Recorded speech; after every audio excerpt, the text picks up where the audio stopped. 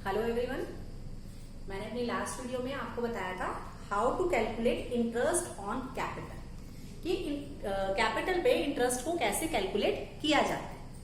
आज उसी के आगे का टॉपिक है कि इंटरेस्ट ऑन कैपिटल कब दिया जाता है और कब नहीं दिया जाता है। इसके लिए एक चीज ध्यान में रखनी है कि जो इंटरेस्ट ऑन कैपिटल होता है वो सिर्फ और सिर्फ ओपनिंग कैपिटल पे कैलकुलेट किया जाता है। If closing capital is given in the question, then you have to calculate in the opening capital first. यानी आपको पहले opening capital को कैलकुलेट करना पड़ेगा, उसके बाद ही आप क्वेश्चन को सॉल्व करेंगे। यानी जो इंटरेस्ट ऑन कैपिटल होगी वो ओपनिंग कैपिटल में। ये आपने 11th में भी पढ़ा था। मैं फॉर्मूला बता देती हूँ ओपनिंग कैपिटल को कैलकुलेट करने का, कि अगर आपको क्वेश्चन में क्लोजिंग कैपिटल गिवन है और आपको ओपनिंग कैपिटल को कैलकुलेट करना है तो उसके लिए आप फॉर्मूला यूज करेंगे closing capital plus drawing minus profit, और लॉस गिवन है तो plus loss minus additional capital. इससे आपकी ओपनिंग कैपिटल निकल कर आएगी और आप इंटरेस्ट ऑन कैपिटल हमेशा ओपनिंग कैपिटल पर ही कैलकुलेट करेंगे। अब है different cases related to interest on capital. बहुत सारे केस हो सकते हैं, जैसे इसमें फर्स्ट केस है when partnership deed is silent about interest on capital. यानी पार्टनरशिप डीड, उसमें 14 कंटेंट होते हैं। हो सकता है ए और बी ने मिलकर बिजनेस स्टार्ट किया और उन्होंने पार्टनरशिप डीड नहीं बनाई। अगर पार्टनर्स पार्टनरशिप डीड नहीं बनाते हैं तो वो जो आपके 14 कंटेंट्स हैं वो एप्लीकेबल नहीं होते। सिर्फ इसमें दो ही रूल एप्लीकेबल होते हैं। वो दो रूल हैं, interest on loan at the rate 6% per annum, और दूसरा profit should be divided equally. यानी इंटरेस्ट ऑन लोन अगर क्वेश्चन में होगा तो आप उस पर 6% कैलकुलेट करेंगे। प्रॉफिट को इक्वली डिस्ट्रीब्यूट किया जाएगा between the partners. No interest on capital is to be allowed, no interest on drawing is to be charge, कुछ भी नहीं होगा। No salary is to be given to the partner, no commission, कुछ भी नहीं होगा जो 14 कंटेंट्स में आपका। सिर्फ इंटरेस्ट ऑन लोन 6% होगा और प्रॉफिट इक्वली डिस्ट्रीब्यूट होगा। तो पहले केस में क्या दिया इन्होंने, when partnership deed is silent about interest on capital, यानी पार्टनरशिप डीड साइलेंट है। इसे मैं एक एग्जांपल से बताती हूँ आपको। इसके लिए आपको क्या करना होता है, profit and loss appropriation account बनाना।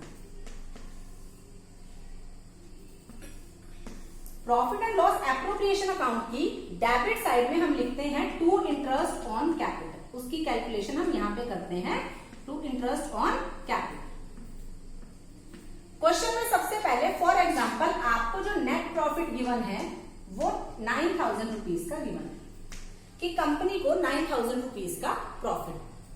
अब इन्होंने कहा है, अगर मैं पहले केस को सॉल्व करूं, इंटरेस्ट ऑन कैपिटल ए और बी दो पार्टनर है, उन्हें कितना इंटरेस्ट ऑन कैपिटल देना है, तो उन्होंने कहा है when partnership deed is silent. जब पार्टनरशिप डीड साइलेंट होती है तो इंटरेस्ट ऑन कैपिटल दिया ही नहीं जाता, तो यानी इंटरेस्ट ऑन कैपिटल तो मिलेगा ही पार्टनर्स को। उस केस में क्या होगा, जो नेट प्रॉफिट है उसी नेट प्रॉफिट को हम यहाँ पे लिखेंगे टू डिविजिबल प्रॉफिट।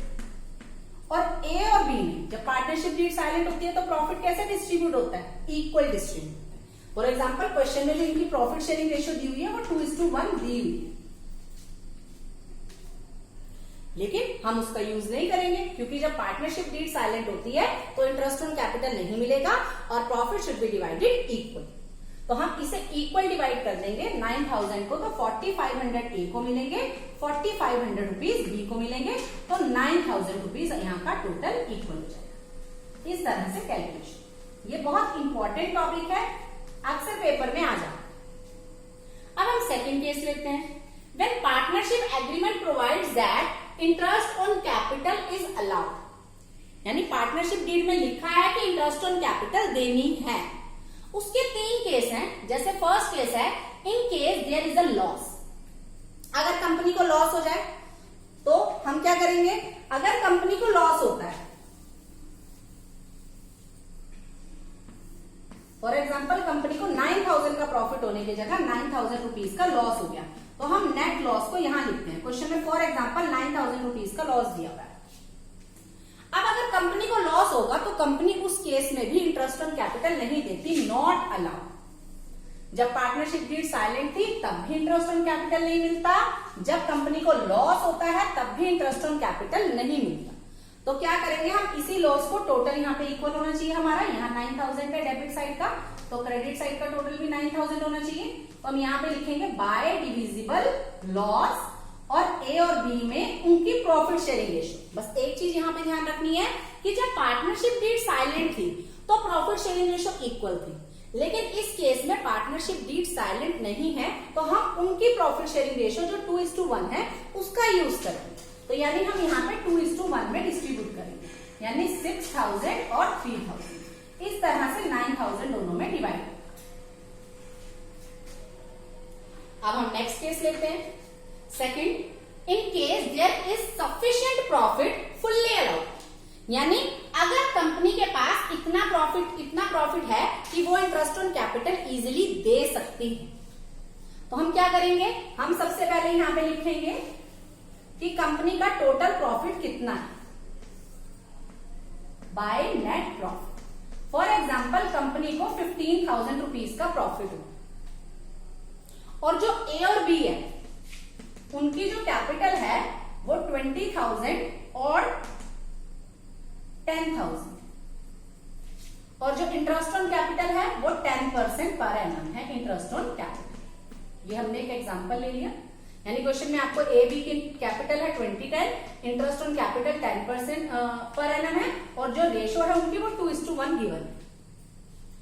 तो हमने नेट प्रॉफिट लिखा 15,000। अगर हम इंटरेस्ट ऑन कैपिटल देते हैं अपने पार्टनर्स को तो वो कितना होगा, ए और बी, ए का इंटरेस्ट ऑन कैपिटल 20,000 का 10% 2,000, 10,000 का 10% 1,000, यानी हमने 3,000 रुपीज का प्रॉफिट इंटरेस्ट ऑन कैपिटल अपने पार्टनर्स को दिया। वो 3,000 का इंटरेस्ट ऑन कैपिटल देने के बाद कंपनी के पास जो डिविजिबल प्रॉफिट बचा वो कितना बचा, यहाँ पे 15 का प्रॉफिट हुआ था, 15 में 3 की उन्होंने इंटरेस्ट ऑन कैपिटल दी, तो उसके बाद उनका जो प्रॉफिट बचा वो बचा 12,000। उस 12,000 को ये 2:1 जो उनकी प्रॉफिट शेयरिंग रेशियो है इसमें डिवाइड कर, यानी 8,000 एंड 4,000, इससे यहां पे आपका टोटल इक्वल हो जाए।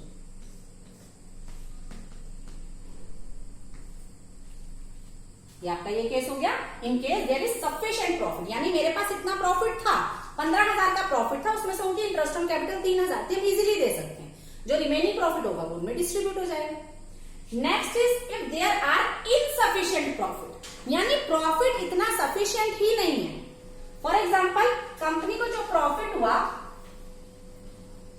वो हुआ 2,000 रुपीज,